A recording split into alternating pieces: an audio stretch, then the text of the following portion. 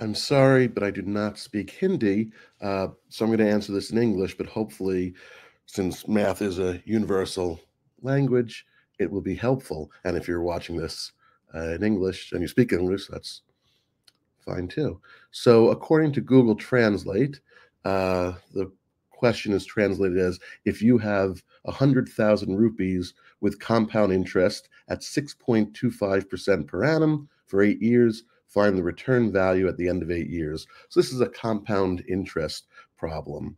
And we'll go into Excel and we'll enter in our values. So we have 100,000, and then we have 6.25%, and then we have 8 years. And since this is being compounded annually across 8 years, we're talking about 8 periods. And we don't have to worry about dividing the rate.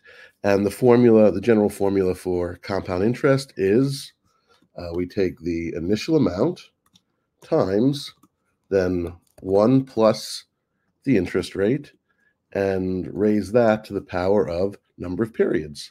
And if we do that, we get this, 162,417. Now, I would be remiss if I did not also show you that Excel has a built-in function that handles this quite well, which is the future value function.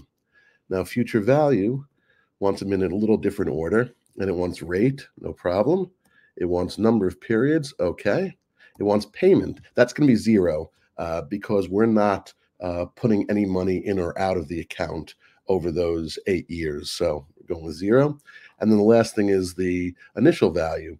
And for this function, we're actually going to make it negative because the initial value and the final value have to have opposite signs because one's going into the account and one's coming out of the account. So if you can accept that, we'll put a negative and then the amount, and that should be it. And let's see. And we get the same answer. So I think that'll do it. All right, good luck.